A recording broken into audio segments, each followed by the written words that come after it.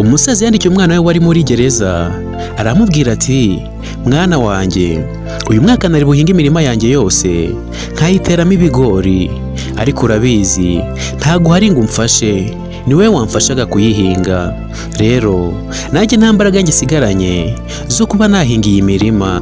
Uwo mwana arebye urwandiko yahise yandikira se, nawe aramusubiza ati papa, utapima guhinga iyo mirima kuko niho nahambye amafaranga yanjye.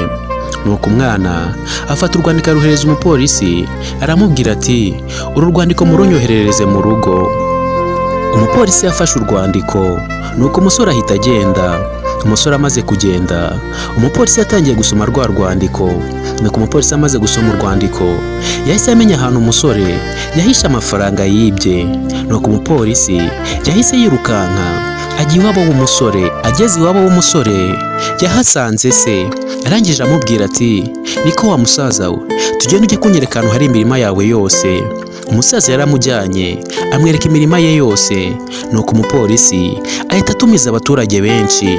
Nuko abo baturage batangira guhinga ya mirima ya wa musaza, bari gushaka aho hantu umusore yabitse amafaranga. Abaturage bahinze imirima ya wa musaza yose barayirangiza, ariko babura amafaranga.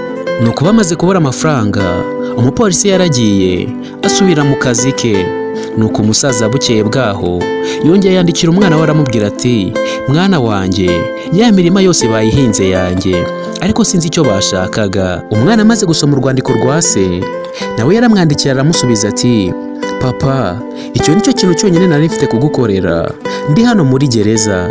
Nabeshye bariya abapolisi kugira ngo baze bahinge imirima yawe yose bashaka amafaranga nahishemo, ariko nta mafaranga nigeze mpishamo, kwari kugira ngo baze bagufashe. Ise w'umusore ibyishimo byaramurenze cyane, arangije aravuga ati burya ushobora gufunga umuntu, ariko ntabwo wafunga ibitekerezo bye.